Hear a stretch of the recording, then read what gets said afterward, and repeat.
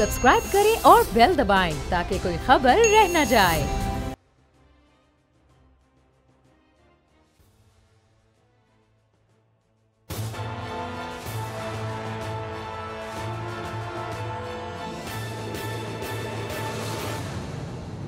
अस्सलाम वालेकुम नाज़रीन, आप देख रहे हैं प्रोग्राम तज्ज़िया स्पेशल और मैं हूं आपका मेज़बान समी इब्राहिम।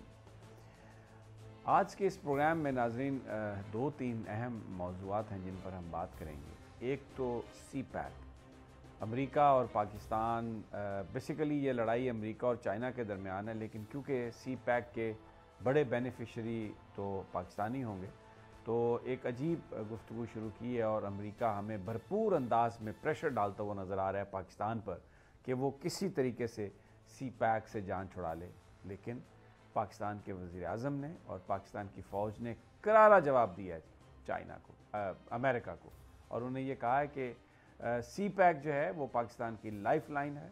चाइना के साथ पाकिस्तान के ताल्लुकात कई दहाइयों पर मुहित हैं और जैसे वो हम सुनते आए हैं कि समंदरों से गहरे और हिमालय से बुलंद तरीन हैं वो ताल्लुकात। तो वो जिस तरह चीज़ें चल रही हैं, लग रहा है कि पाकिस्तान की हुकूमत ने, प्राइम मिनिस्टर इमरान खान ने जो अमरीकी प्रेशर है, जो अमरीकी दबाव है सी पैक के हवाले से, उसको रद्द कर दिया। मैं आपको पूरी आज तफसील बताऊंगा सारी गुफ्तगू कि किस तरह से अमेरिका पाकिस्तान पर दबाव डाल रहा है, किस तरह घेरने की कोशिश कर रहा है, लेकिन पाकिस्तान जिस अंदाज में एक्ट कर रहा है वो उस दबाव को उसने रिजेक्ट किया। और फिर जिक्र करेंगे नॉर्वे का, वहाँ पर कुरान पाक को जलाने का एक वाक़या जो सोशल मीडिया पे और उस पर भी आया है, कुछ नेशनल मीडिया पर भी। हुकूमत पाकिस्तान ने नॉर्वे के सफ़ीर को आज बुलाकर वज़ारत ख़ारजा ने ये कहा कि ये नामुनासिब है, इससे मुसलमानों के जज्बात मजरूह होते हैं। और देखें, ये वही बात है जो प्राइम मिनिस्टर इमरान खान ने यूनाइटेड नेशन में कही थी और वहाँ पर ये वेस्ट को बताया था कि आप फ्रीडम ऑफ एक्सप्रेशन या फ्रीडम ऑफ ये जो लिखने लिखाने की जो है फ्रीडम, उस बुनियाद बनाकर उसे आप किसी के रिलीजन पर इस तरह से तनकीद नहीं कर सकते। ख़ास तौर पर उन्होंने जिक्र किया था नबी पाक सल्लल्लाहु अलैहि वसल्लम की ज़ात का कि उनका मुसलमानों के नज़दीक, मुसलमानों के लिए जो उनका एक मकाम है, कोई भी मुसलमान खुदा न खास्ता अगर नबी पाक सल्लल्लाहु अलैहि वसल्लम की ज़ात के हवाले से उसके सामने कोई बात कर रहा हो तो वो नहीं सुन सकता ये, क्योंकि उनकी जो ज़ात है, उनकी जो शख्सियत है वो मुसलमानों के दिलों में है, वो दिलों के बहुत नज़दीक है। और ये फ्रीडम ऑफ एक्सप्रेशन के नाम पर आप इस तरह का मजाक नहीं कर सकते। लेकिन वो बात वेस्ट को समझ नहीं आई और नॉर्वे में जिस तरीके से कुरान पाक को जलाने की चैनल्स कैमरों के सामने कोशिश की गई, लेकिन वहाँ पर एक बहादुर एक मुसलमान था जो अपने जज्बात पर काबू नहीं रख सका और उसने आया और उस शख्स को उसने धक्का दिया। सवाल ये है कि ये करने की ज़रूरत क्या थी? वो कुरान पाक को जलाना क्यों चाह रहे थे? ये इंतहा पसंद जो इस वक्त मुसलमानों को बदनाम करने की कोशिश कर रहे हैं, मैं उन साजिशों का जिक्र कर रहा हूँ जिनका ताल्लुक यहूद से है, जिनका ताल्लुक ईसाइयत से होगा, चंद लोगों का जिनका ताल्लुक किसी और मज़हब से होगा, क्योंकि जो बाकी अहले किताब हैं उनके जो मज़ाहब हैं वो भी कोई इस तरह का दर्स नहीं देते कि किसी के पैगंबर की तौहीन करो, किसी किताब की जो इल्हामी किताब है उसकी तौहीन करो। अक्सरियत उनकी भी पुरअमन लोग हैं, वो भी इस तरह के, लेकिन चंद लोग मुसलमानों को ये बताने के लिए कि ये बड़े मुतशद्दद हैं, मुसलमानों को बदनाम करने के लिए ऐसा वाक़या करते हैं जिससे मुसलमानों के जज्बात भड़कते हैं और वो अपनी जब मोहब्बत का इजहार करते हैं तो फिर उसको मीडिया दिखाता है कि जनाब ये देखें, ये तो बड़े इंतहा पसंद है। तो ये एक बड़ा ही अफसोसनाक वाक़या। मैं राना ताहिर साहब, हमारे ब्यूरो चीफ, हमारे रेजिडेंट एडिटर जो इनकी नई असाइनमेंट है रोज़नामा बोल इस्लामाबाद के, वो मेरे साथ हैं, उनसे भी इस हवाले से बात करेंगे। लेकिन सबसे पहले मैं ज़रा सी पैक जो अमेरिका के एक असिस्टेंट सेक्रेटरी ख़ारजा हैं एलिस वेल्स, उन्होंने एक थिंक टैंक में कल अमेरिका में बात करते हुए CSIS में ये बात कही कि जो सी पैक है पाकिस्तान को वो नहीं लेना चाहिए, पाकिस्तान कर्ज़ों में डूब जाएगा और सी पैक जो है वो ट्रांसपेरेंट नहीं है, पाकिस्तानी कौम को कुछ पता नहीं है कि वो क्या प्रोजेक्ट है। रेलवे लाइन का भी उन्होंने जिक्र किया मैं वो जो उन्होंने जहर अफशानी की, मकसद सिर्फ एक था कि जो पाकिस्तान है वो सी पैक से पीछे हट जाए। अब आप मुझे ये बताएं कि इतनी हमदर्दी अमेरिका को पाकिस्तान की आवाम से कहाँ से आ गई कि जनाब ये चाइना जो आपको दे रहा है इससे आप बर्बाद हो जाएंगे। ये पाकिस्तानी कौम धक्के खाती जाती है अमेरिकन एम्बेसी में, 2000 बंदा जाता है, एक को वीज़ा देते हैं, कहते हैं नहीं नहीं नहीं भागो, आपको हमने नहीं अपने पास रखना। और कश्मीर में मुसलमानों के साथ जो जुल्म हो रहा है उस पर अमेरिका खामोश है। फ़लस्तीन के साथ जो इसराइल में हो रहा है वो अमेरिका की आशीर्वाद से हो रहा है। LOC पर भारत जो कुछ कर रहा है, जिस तरह का भी काम कर रहा है, वो अमेरिका की आशीर्वाद है उसको। आज तक अमेरिका ने कोई उनके बारे में कहा नहीं। और मैं आपको बताऊं, FATF financial action task force, उसकी जो ग्रे लिस्ट है उसमें पाकिस्तान को डाला है अमेरिका के कहने पे। अमेरिकन दबाव है उस पर कि जी आप कुछ नहीं करते दहशतगर्दी के हवाले से। और ग्रे लिस्ट में डालने की वजह से जो बड़ी मल्टीनेशनल्स हैं, जो बड़ी बड़ी इन्वेस्टमेंट है, वो पाकिस्तान नहीं आ रही। तो सफ़र कौन कर रहा है? पाकिस्तान के लोग। यहाँ पर इन्वेस्टमेंट नहीं आएगी, इंडस्ट्री नहीं लगेगी, नौकरी नहीं मिलेगी। और एलिस वेल्स को दर्द, उनको मरोड़ उठ रहा है पाकिस्तानियों का। कहती हैं कि सी पैक जो है वो पाकिस्तान के लिए ट्रांसपेरेंट नहीं है। एक बड़ी उन्होंने मिसाल दी कि जनाब वो जो रेलवे का जो ट्रैक का प्रोजेक्ट है, जिसमें पेशावर से कराची तक नया ट्रैक, डबल ट्रैक होगा, कि जी वो पहले तो ये कहा गया कि ये मंसूबा 8 अरब डॉलर में बनेगा, फिर ये कहा गया कि ये मंसूबा 6 अरब डॉलर में बनेगा, अब ये कहा जा रहा है कि ये मंसूबा 9 अरब डॉलर में बनेगा। तो पाकिस्तान के अवाम को तो इस बात का हक हासिल है कि वो ये जाने कि ये मंसूबा कितने में है। और ये जो ट्रांसपेरेंसी है वो वहाँ पर नहीं है। और ये इतना ज़्यादा कर्जे में पाकिस्तान डूब जाएगा कि 4-5 साल के बाद जब कर्जे की पेमेंट्स देनी पड़ेंगी तो फिर पाकिस्तान जो है वो बर्बाद हो जाएगा। और देखें, अमेरिका की ये जो बात है ये पाकिस्तान की अपोजिशन भी करती है। इससे आपको पता चलेगा कि हमारी अपोजिशन किसका बयानिया लेके चल रही है। यानी सी पैक जो पाकिस्तान के लोगों के लिए है उस पर मुख्तलिफ अंदाज में तनकीद करना। और ये जो बात है सारी, असिस्टेंट सेक्रेटरी ऑफ स्टेट है वो अमेरिका की, न्यूयॉर्क टाइम्स उसकी लाइनें भी नहीं छापता अगर वो को बात करे। यहाँ पर हमारे यहाँ मीडिया ने उसको उठा के ऐसी ऐसी हेडलाइन लगाई है, ऐसी ऐसी खबर बनाई है। अमरीकी मौक़िफ़ वाज़े तौर पर बयान किया गया कि जनाब ये पाकिस्तानी जो हैं कर्जे में डूब जाएंगे, इससे करप्शन है, पाकिस्तान को इसका फ़ायदा नहीं। ये एक बड़े गैर महसूस अंदाज में ये जो अमरीकी प्रोपेगेंडा है, ये हम भी उसकी बात कर रहे हैं। अमूमी तौर पर मैं आपको बताऊं, ये हमारे माशरे में ये बात समझी जाती है कि अगर कोई किसी को बुरा भला कहे किसी की गैर मौजूदगी में, तो वो कोई शख्स तीसरा अगर आकर उस सारी मुगल्लज़ात को रिपीट करेगा तो इसका मतलब ये है कि वो गाली निकाल रहा है। भाई अगर अमरीकी सेक्रेटरी ने कोई बात कर दी है तो क्यों आप हमें हमारे मीडिया में उसको जगह देते हैं? क्यों? क्या वजह है? क्या कहना, क्या लेना देना उसका? ये पाकिस्तान के लोगों ने फैसला करना है कि क्या हमने करना है। पाकिस्तान की हुकूमत ने, वो बोलते हैं, बोलते रहे। अपने थिंक टैंक में बोला ना, अमेरिका में तो नहीं छपी, इधर पाकिस्तान में सारे मीडिया ने हेडलाइंस, अमेरिका और चाइना सी पैक पर आमने सामने। अमेरिका ये कह रहा है कि पाकिस्तानी अवाम कर्जे में डूब जाएगा, अमेरिका ये कह रहा है कि इससे करप्शन होगी, अमेरिका ये कह रहा है कि सी पैक पाकिस्तान के लिए बेहतर नहीं है, उसको पेमेंट्स करनी होंगी। भाई आपको ये खबरें चलाने की क्या जरूरत है? एलिस वेल्स क्या उसकी औकात है कि आप उसकी खबरें चला रहे हैं? एक मकसद है वो खबर चलाने में कि लोगों के जहनों में ये बात डाली जाए। अभी चंद दिन, चंद हफ्ते, चंद महीने पहले क्या हो रहा था? वो खबरें एक अंदाज में चलाई गई कि जी चाइनीज नौजवान पाकिस्तानी लड़कियों को ले जाते हैं और वहां पर पता नहीं उनसे क्या कराते हैं, शादियां हो रही हैं। मकसद क्या था? कि चाइना और पाकिस्तान के दरमियान एक खलीज कायम की जाए। चाइना का जो पाकिस्तान के साथ दोस्ती है उसको इस तरीके से मजरू किया जाए कि आम पाकिस्तानी ये समझे कि यार ये चीनी तो बड़े बुरे हैं। ये 5th जनरेशन वॉरफेयर है। ये दोस्तों को दोस्तों से लड़ाने के लिए। और मैं ये कहता हूं, ये मीडिया इसमें इस्तेमाल हुआ। ये मीडिया अब खबर देने का सोर्स नहीं है, ये परसेप्शन बनाने का सोर्स है। ये नैरेटिव बनाता है क्योंकि माल लगा हुआ है, लिफाफे आते हैं, माल आता है और वो चीजें जो पाकिस्तान की दुश्मन है यूं छापते हैं उसको। पाकिस्तान में खुशहाली ना आए, ये हमारे मरहूने मिन्नत रहे, हमारे गुलाम बने। अमेरिका की सोच ये है, पाकिस्तान की तरक्की किसकी को तकलीफ देती है? इंडिया को। अमेरिका किसका दोस्त है? इंडिया का।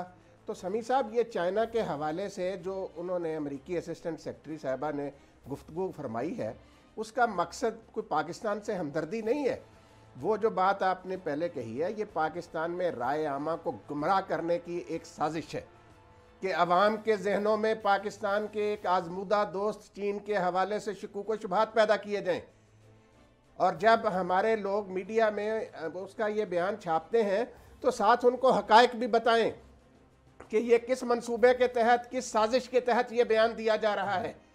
समी साहब, ये कोई मजाक है? यानी आप देखें, यानी ये आप देखें, ये कहना कि पाकिस्तान कर्ज़ों में अदायगी नहीं कर सकेगा और पाकिस्तान के ऊपर पता नहीं 15 बिलियन, 18 बिलियन, 20 बिलियन डॉलर का कर्जा, टोटली गलत बयानी। आज असद उमर साहब ने भी उसकी वजाहत कर दी है। टोटल जो कर्जा है इस 45 बिलियन डॉलर के प्रोजेक्ट में, जो सी पैक का इनिशियल जो प्रोजेक्ट है, सिर्फ 4.95 अरब डॉलर से भी कम का कर्जा। और मैं आपको बताऊं, उस पर जो इंटरेस्ट रेट है 2.34%, यानी 2.5% भी नहीं है। ये इंतहाई कम से कम तरीन इंटरेस्ट रेट है। और इसके बाद आज जो चाइना के सफीर ने बात की है, क्या बात की है? उन्होंने कहा है कि पाकिस्तान के पास अगर कर्ज अदा करने के लिए रकम ना हुई तो चाइना कर्जे की अदायगी को मुअख्खर कर देगा। यानी ये वही काम है जो सऊदी अरब ने पाकिस्तान के साथ किया कि पाकिस्तान को तेल दिया डेफर्ड पेमेंट्स पर कि जब आपके पास पैसे होंगे आप दे देना। और अमेरिका क्या करता है, ये IMF क्या करता है कि आके पाबंदियां लगाता है कि जी आप डिफॉल्ट कर जाएंगे, हम आपको डिग्रेड कर देंगे आपकी जो फाइनेंशियल रेटिंग है। और फिर फैटफ वो दबाव डाला हुआ अमेरिका ने पाकिस्तान के ऊपर, एक तलवार लटकाई हुई। हालांकि मैं आपको बताऊं, आप जाके किसी से भी बात कर लें राना साहब, पाकिस्तान ने मनी लॉन्ड्रिंग के लिए इतने इकदाम किए हैं, लेकिन इसके बावजूद अमेरिकन क्योंकि ब्लैकमेल करते हैं अपने सियासी मकासद के लिए। मैं पहले दिन से कह रहा हूं कि ये जो IMF है, जो वर्ल्ड बैंक है, ये पॉलिटिकल बैंक्स हैं। ये लोगों को, मुल्कों को, नेशंस को कर्जा देते हैं बनाने के लिए। उनके ऊपर ये जो सारी महंगाई है, ये जो सारी सख्ती है, जिसको बज़ाहिर ये नाम देते हैं कि जी आप अपना हाउस इन ऑर्डर करें। और भाई हम अपना हाउस इन ऑर्डर कैसे करें? आपकी जंगें लड़ रहे हैं हम लोग। ये जो दहशतगर्दी के खिलाफ जंग के नाम पर ये जो लानत आपने हमारे ऊपर मुसल्लत की है, ये हमारी जंग थोड़ी है। अफगानिस्तान को पाकिस्तान पे हमला करता है। अफगानिस्तान और पाकिस्तान ब्रदरली मुल्क है जहां पे हम रहते हैं, हमारा क्या झगड़ा? लेकिन ये दहशतगर्दी की तो जंग आपकी जंग है। 100 बिलियन डॉलर से नुकसान ज्यादा हुआ है पाकिस्तान का इनके लिए। 70,000 से ज्यादा जाने गई हैं, हमारे जवान शहीद हुए हैं, आम सिविलियन। वो कहां गया खर्चा? हमारा हाउस तो इन ऑर्डर है। अगर आप निकल जाएं यहां से, अगर ये अमेरिका की जो जंग है, ये जो अमेरिका की साजिश है, देखिए 50 साल ये इस दुनिया में सर्द जंग रही। कुछ लोग रूस के साथ थे, कुछ लोग अमेरिका के साथ थे। इनकी जंगें ये हमें लड़ाते रहे और हमारा सिस्टम बर्बाद कर दिया इन्होंने। क्लाशनिकोव कल्चर आया, यहाँ पे मंशियात आई, सब कुछ। तो ये सब कुछ इनका दिया हुआ है। हमारा हाउस तो इन ऑर्डर है। 60s में पाकिस्तान तरक्की कर रहा था, पाकिस्तान ने डैम बनाए। 70s में पाकिस्तान तरक्की कर रहा था, पाकिस्तान की इकोनॉमी बहुत बेहतर थी। 80s में जब आपने अफगानिस्तान की जंग लड़ी, पूरी दुनिया के जहादी यहाँ पे इकट्ठे किए, लाके पाकिस्तान निसाब तक तब्दील किया, तो वो जंग आपकी थी।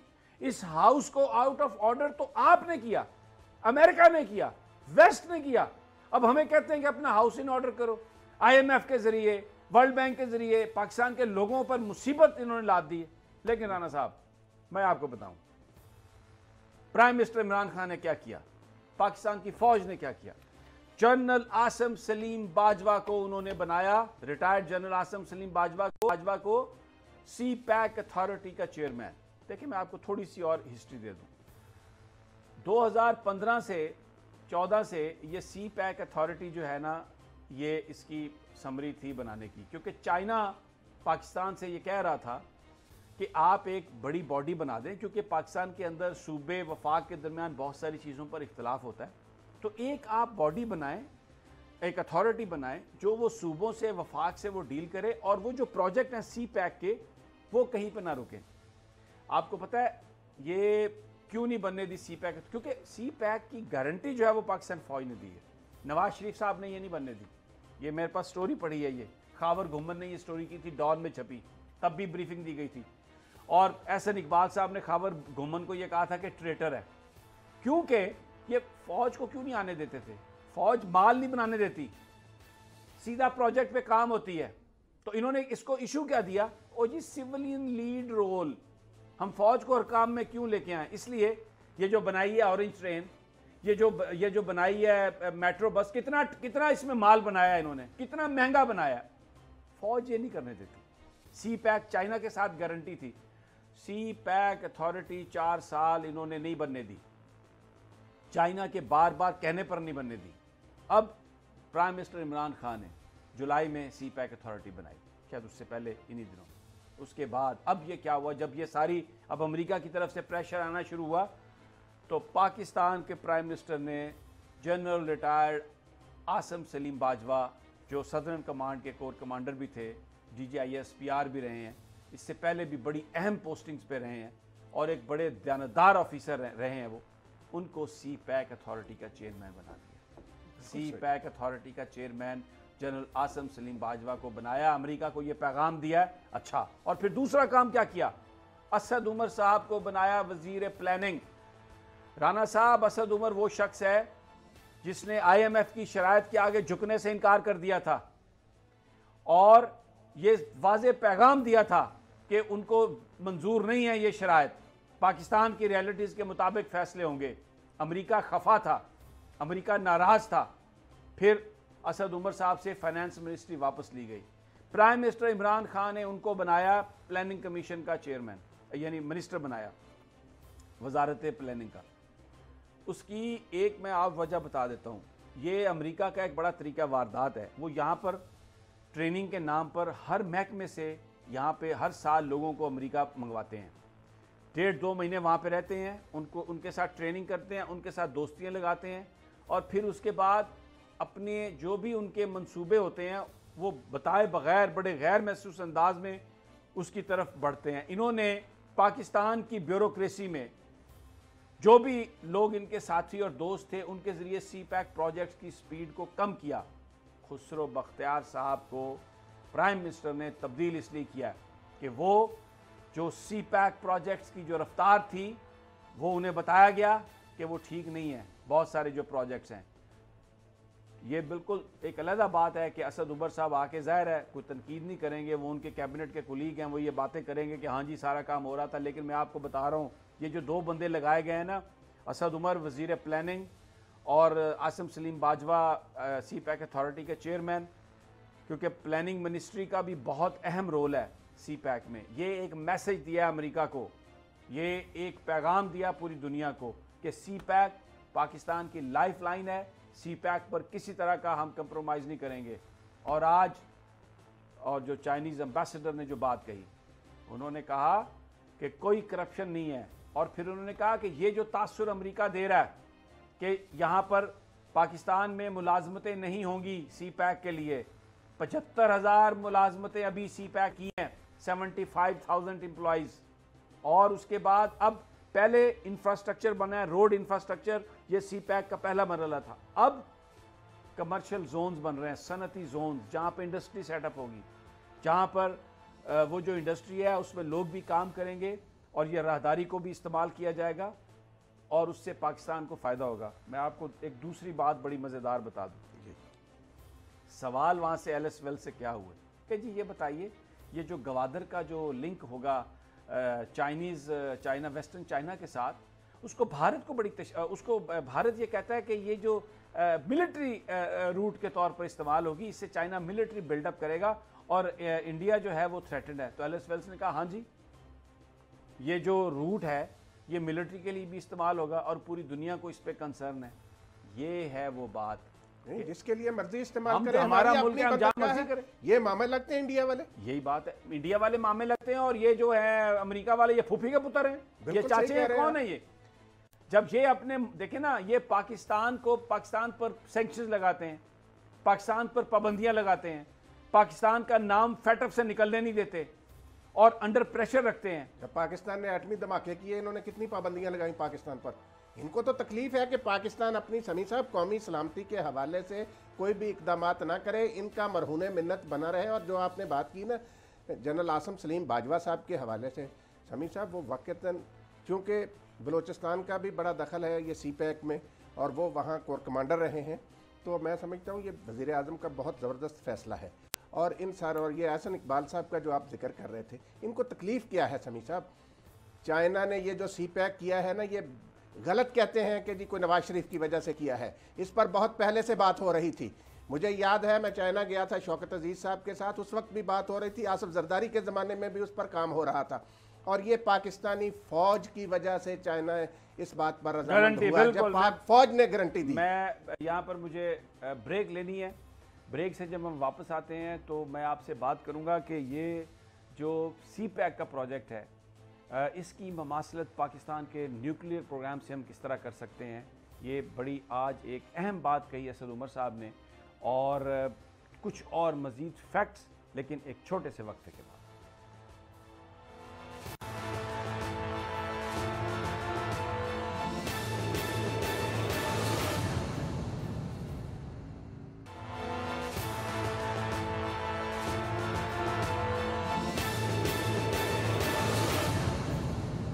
वेलकम बैक नाज़रीन। तजिया स्पेशल में हम जिक्र कर रहे हैं CPEC का। अमेरिका ने पाकिस्तान पर दबाव डालने की कोशिश की है और पाकिस्तानी अवाम को गुमराह करने की कोशिश की जा रही है, ये बता के कि CPEC से पाकिस्तान कर्ज़ों में डूब जाएगा, CPEC से पाकिस्तान को फ़ायदा नहीं होगा, CPEC के जो मंसूबे हैं उनमें बहुत ज़्यादा करप्शन है, उसका बड़ा, और ये सब कुछ अमेरिका के वहाँ पर किया जा रहा है। उसमें मीडिया ने भी बड़ी बढ़ चढ़ कर जो अमरीकी मौक़िफ़ है उसको बयान किया, जो नहीं होना चाहिए था।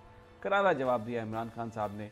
जनरल आसिम सलीम बाजवा को CPEC अथॉरिटी का चीफ लगाया, एक नहायत ही ईमानदार काबिल ऑफिसर, और जो उनकी लास्ट असाइनमेंट थी जो वो थी सदर्न कमांड, जिसमें CPEC ने ज़्यादा काम होना है, तो वो एक एक चीज़ पर उनकी गहरी नज़र। और दूसरा असद उमर साहब को, जो कि बड़ा वसी तजुर्बा रखते हैं मैनेजमेंट का, उनको प्लानिंग मिनिस्ट्री का वज़ीर बनाया, क्योंकि प्लानिंग मिनिस्ट्री का भी बड़ा अहम रोल होगा।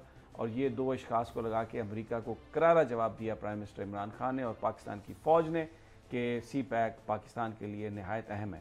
आज एक बड़ी इंपॉर्टेंट बात कही असद उमर साहब ने। उन्होंने कहा कि कुछ मंसूबे ऐसे होते हैं जो हुकूमतें किसी की भी हों, हुकूमत आए हुकूमत चली जाए, उनमें किसी तरह का भी कोई कंप्रोमाइज़ नहीं होता, उनमें कोई भी तब्दीली नहीं होती। जिस तरह पाकिस्तान का एक कोर इशू है कश्मीर, कोई भी हुकूमत आए कोई भी जाए, कश्मीर का जो इशू है वो हर हुकूमत के दिल के नज़दीक होगा और उस पर वो काम करते रहेंगे। बिल्कुल इसी तरह जिस तरह न्यूक्लियर प्रोग्राम जुल्फ़िकार अली भुट्टो के ज़माने में शुरू हुआ, उससे पहले भी उस पर बात होती थी, फिर ज़ियाउल हक साहब ने लीड किया, नवाज शरीफ साहब के दौर में ब्लास्ट करके पूरी दुनिया ने रिकग्नाइज़ किया कि पाकिस्तान एक न्यूक्लियर ताकत है। तो किसी भी हुकूमत ने इस पर कॉम्प्रोमाइज़ नहीं किया। इसी तरह CPEC, आज असद उमर साहब ने जो बात कही, बड़ी ज़बरदस्त बात कही। उन्होंने कहा कोई हुकूमत आए कोई हुकूमत जाए, जिस तरह की मर्जी पॉलिटिक्स हो, CPEC न्यूक्लियर प्रोग्राम की तरह पाकिस्तानियों के दिलों के नज़दीक है और पाकिस्तान की गवर्नमेंट की ये कमिटमेंट है जो भी होगी, और इसकी गारंटी जो है वो पाकिस्तान की फ़ौज ने दी है। ये वो मंसूबा है जो पाकिस्तान में तरक्की लाएगा, जिससे पाकिस्तान इस खत्ते में वो इंफ्रास्ट्रक्चर वो जो बिल्ड हो रहा है उसमें उसका एक अहम रोल है, जिससे पूरे इस खत्ते में तरक्की होगी। अमेरिका को प्रॉब्लम ये है कि वो चाइना के साथ उसका मुकाबला है। यहाँ पर अमेरिका ने इस खत्ते में अपना स्ट्रेटेजिक पार्टनर इंडिया को चुना है। हालांकि चाइना तीसरे मुल्क की शिरकत इसमें वेलकम करता है और पाकिस्तान भी वेलकम करता है। सऊदी अरब ने भी CPEC में वो आए हैं, एक रिफाइनरी लगा रहे हैं, और अगर भारत के साथ ताल्लुकात ठीक हो जाएंगे पाकिस्तान के, तो वो भी इससे इस्तेफादा हासिल कर सकता है। ईरान एक बड़ा अहम मुल्क है, अभी हमारे आर्मी चीफ भी वहाँ पर दौरा करके आए हैं, और CPEC के हवाले से पाकिस्तान जो एक रीजनल हमारे जो अलायंसेस बन रहे हैं उसमें ईरान की बड़ी अहमियत है, क्योंकि चाइना की ईरान में बहुत बड़ी इन्वेस्टमेंट है। 280 बिलियन, तकरीबन $300 बिलियन उनका जो ऑयल पेट्रोलियम गैस का जो मिनिस्ट्री है या वो जो प्रोडक्ट्स हैं उसमें चाइना इन्वेस्टमेंट कर रहा है, और 100 बिलियन से ज़्यादा उनका इंफ्रास्ट्रक्चर बनाने में लगा रहा है। तो आगे चलकर पाकिस्तान का ईरान के साथ भी एक बड़ा करीबी मज़ीद रिश्ता बनेगा, और सऊदी अरब भी इसी में शिरकत कर रहा है, वो भी एक ऑयल रिफाइनरी ग्वादर के नज़दीक लगा रहा है। तो ये जो CPEC है ये पाकिस्तान के इतना नज़दीक है। तो इसलिए जिस तरह कश्मीर के मामले पर हमारा मीडिया भारतीय मौक़िफ़ नहीं छापता, हमारा मीडिया जो दुनिया का मौक़िफ़ नहीं छापता, न्यूक्लियर प्रोग्राम पर जो दुनिया का, भारत का जो मौक़िफ़ है, जो पाकिस्तान को शकूक की निगाह से देखा जाता है, हमारा मीडिया नहीं छापता। तो इसी तरह सी पैक पर क्यों छाप रहा है? जो अमेरिका का मौक़िफ़ है सी पैक पर, वो नहीं छपना चाहिए। वो हमारे लोगों के जहनों को जो पलूट करने की एक बड़ी टेक्निकल एफर्ट है बताने की, ये नहीं होना चाहिए। ये पाकिस्तान से और देखें, इसको जो अथॉरिटीज़ हैं उनको ये कंट्रोल करना चाहिए कि ये इस तरह का प्रोपेगेंडा, जो अमेरिका का प्रोपेगेंडा है, वो कैसे पाकिस्तान में आप डिसेमिनेट कर सकते हैं। जिस तरह न्यूक्लियर प्रोग्राम पाकिस्तानियों के दिल के नज़दीक है, पाकिस्तान की हर हुकूमत उस पर पाबंद है उसको सिक्योर करने के लिए। कश्मीर पर जिस तरह पाकिस्तान की हर हुकूमत, ये बेसिक फंडामेंटल्स हैं, इसी तरह सी पैक और चाइना के साथ जो पाकिस्तान की दोस्ती है उसकी यही हैसियत है। और आज चाइनीज़ एम्बेसडर ने बड़ा राइटली पॉइंट आउट किया कि जिस वक्त पाकिस्तान में एनर्जी क्राइसिस था, क्यों नहीं अमेरिकी कंपनियों ने आके यहाँ पर इन्वेस्टमेंट की? उस वक्त क्यों नहीं आके? वो तो सारी चाइना की इन्वेस्टमेंट है, ये जो सारे प्लांट्स बने हैं, जो कुछ भी हुआ। और चाइना कोई सियासी मफादात की बुनियाद पर पाकिस्तान की मदद नहीं करता। अमेरिका अपने मफादात के लिए पाकिस्तान को दबाता है, पाकिस्तान पर प्रेशर डालता है, कहता है मेरी तालिबान से बात कराओ, नहीं तो डू मोर। पाकिस्तान लेके आता है तालिबान को, फिर इंडिया से एक साजबाज होती है, एक ब्लास्ट होता है और वो एग्रीमेंट खत्म हो जाता है। फिर पाकिस्तान से कहते हैं डू मोर। पाकिस्तान फिर 2 प्रोफेसरों को रिलीज कराया है, अब फिर कहते हैं हाँ जी हम मुज़ाकरात शुरू कर देते हैं, कल को फिर कुछ कहेंगे। नाकाबिले एतबार दोस्त पाकिस्तान का। जब ईस्ट पाकिस्तान की बात हो रही थी तो वो 6वां 5वां अमरीकी बहरी बेड़ा अभी तक नहीं आया। इंडिया ने कब्जा कर लिया वहां पर पाकिस्तान को काट कर, और वो जो बहरी बेड़ा अमेरिका का आ रहा था पाकिस्तान की मदद के लिए, कहां गया वो? मैंने पहले पिछले हिस्से में कहा कि करोड़ों अरबों डॉलर पाकिस्तान के जाए हुए अमेरिका की जंगें लड़ते हुए। आज भी अमेरिकी ये कहते हैं कि जनाब हमने तो 20 बिलियन डॉलर दे दिए, हमारे 12 बिलियन डॉलर की एड दी, पाकिस्तान ने हमारे साथ मुनाफिकत कर ली, पाकिस्तान ने हमारे साथ फ्रॉड कर लिया, ये ड्यूअल फेसेस हैं, इन पर हम ट्रस्ट नहीं कर सकते। एक्चुअली आप अमेरिका पर ट्रस्ट नहीं कर सकते, अमेरिका की दोस्ती पर हम ट्रस्ट नहीं कर सकते, इसलिए कि अमेरिका ने भारत को इस खित्ते में अपना स्ट्रेटेजिक पार्टनर चुन लिया है। राणा साहब। समी साहब, ये जो आपने, मैं आपको बताऊं, इन अमेरिका के हवाले से बताया, कौम को याद दहानी कराई है। ये देखें 1971 की जो जंग थी उसमें बिल्कुल आपने सही बताया कि अमेरिका की तरफ से कैसे यहाँ पे हो रहा था कि जी वो 6वां बहरी बेड़ा पहुँच गया और अब यूँ होगा वो होगा। पाकिस्तान को हर नाजुक मौके पर अमेरिका ने धोखा दिया, और पाकिस्तान आज जिन मुआशी मसाइल का शिकार है इसकी बुनियादी वजह अमेरिका है। यानी हम इसके दोस्त होते हैं तब भी मुआशी मसाइल में हम फंसते हैं।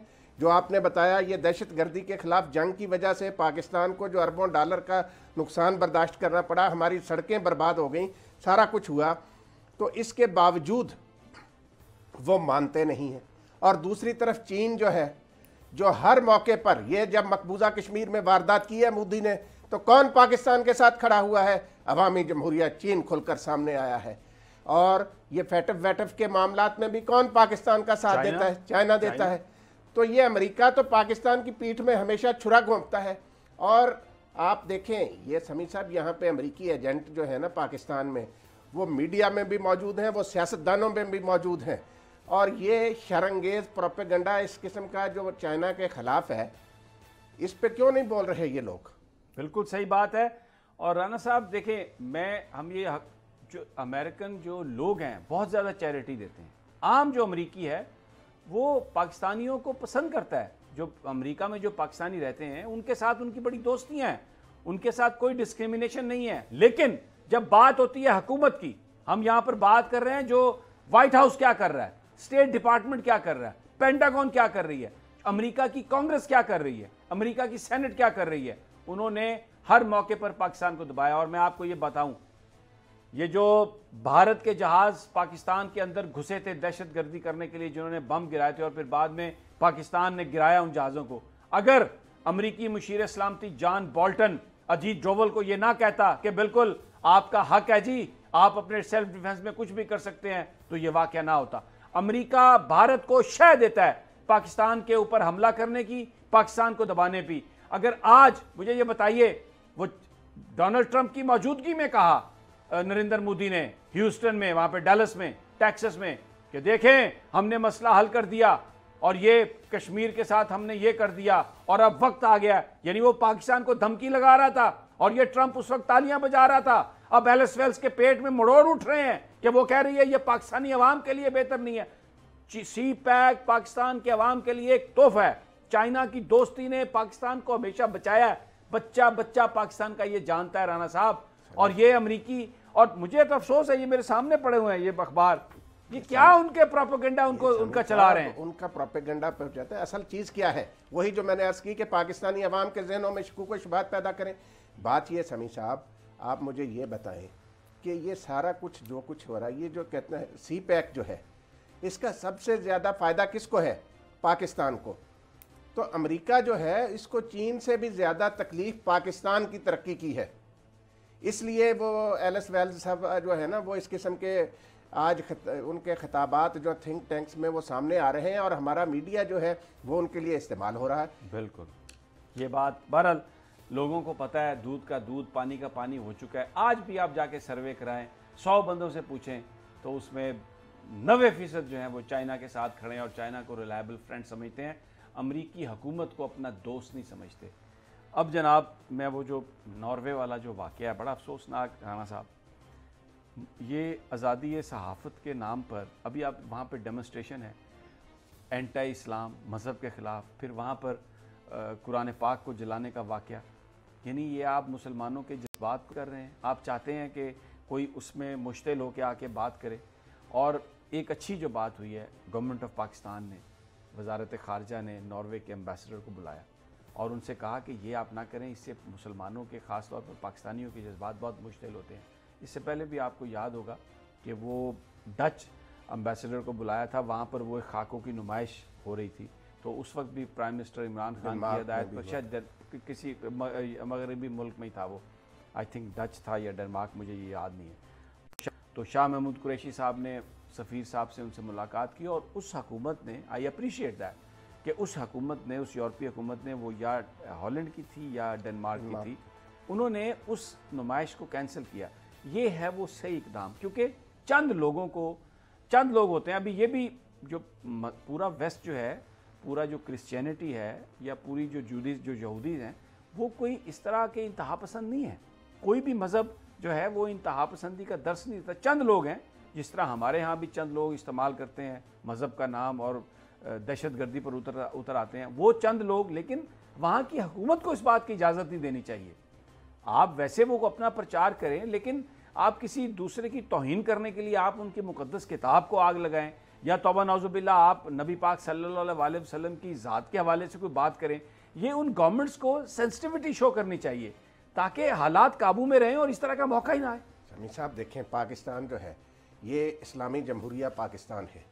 पाकिस्तान के कानून के मुताबिक ना किसी इल्हामी किताब के खिलाफ कोई बात कर सकता है, बिल्कुल ना पैगंबरों के खिलाफ कोई बात कर रहा है। कोई बात नहीं। तौहीन रसालत का कानून जो है वो तमाम पैगंबरों के हवाले से है। किसी भी पैगंबर की शान में कोई ईसा के बारे में बात कर सकते हैं, ना हज़रत मूसा, किसी के बारे में बात नहीं कर सकते। मुकद्दस, तौरात, ये सारी इल्हामी किताबें जो हैं, इनके खिलाफ कोई बंदा तौहीन अमेज़ अल्फाज पाकिस्तान में इस्तेमाल नहीं कर सकता। तो उस पर मजहब की तौहीन का कानून उस पर अप्लाई होता है। बिल्कुल। तो ये गवर्नमेंट जो वेस्टर्न गवर्नमेंट जो हैं, उन्हें भी सोचना चाहिए इस बात को। और प्राइम मिनिस्टर इमरान खान ने जब यूनाइटेड नेशन में स्पीच थी तो बहुत राइटली उन्होंने पॉइंट आउट किया था, झंझोड़ा था। उन्होंने ये बताने की कोशिश की थी कि इसका इंतहा पसंदी से ताल्लुक नहीं है। नबी पाक सल्लल्लाहु अलैहि वसल्लम की जो ज़ात है या जो कुरान शरीफ, जो हम अपने मज़हब के बारे में बहुत सेंसिटिव हैं, ये रिक्वेस्ट की थी दुनिया को कि आप इसको समझें। आप कोई सवाल है तो आप सवाल करें, हमारे मुबल्लिगीन, हमारे उलमा उसका जवाब देंगे। लेकिन ये तौहीन इस तरह करनी कि आप कुरान पाक को जलाएं, तौबा नौज़ुबिल्लाह, आप नबी पाक की ज़ात के हवाले से कोई बात करें और फिर आप उसको टीवी पर कैमरों पर लगा के पूरे आप उसको कहें कि ये फ्रीडम है, हम इसलिए कर रहे हैं। फ्रीडम का ये मतलब तो नहीं है कि आप किसी दूसरे के जज्बात को हर्ट करें राना साहब। नहीं, इसमें समी साहब ये कोई भी बुनियादी हकूक नहीं होते कि आप किसी को ये हक, ये कहाँ का बुनियादी हक है कि आप किसी दूसरे के जज्बात को हर्ट करें। बहुत शुक्रिया राना ताज साहब। नाज़रीन, इस दुआ के साथ अल्लाह इस दुनिया में अमन कायम रखे और ये जो चंद मुट्ठी भर अनासर हैं जो इंतहा पसंदी फैलाते हैं, जो इंसानियत के लिए एक गलत उसका वो मैसेज है और मासूम इंसानों की ज़िंदगियाँ इसमें ज़ाया हो जाती हैं, अल्लाह ताला उनको भी हदायत दे और जो हुकूमतें हैं वो इतनी सेंसिटिव हों कि इस किस्म का जो नफ़रत अमेज़ मवाद है उसकी इस तरह इशात को उसके हवाले से इस तरह जो ये ज़राया अबलाग को इस्तेमाल करना है उस पर पाबंदी लग सके। अल्लाह हम सब पर रहम करे। इजाज़त दीजिए, कल फिर इंशाल्लाह तजिया में मुलाकात होगी, लेकिन कल इतवार है और प्रोफेसर गनी जावेद मेरे साथ होंगे तो कुछ सितारों की बात आपसे करेंगे। अल्लाह ने के बाद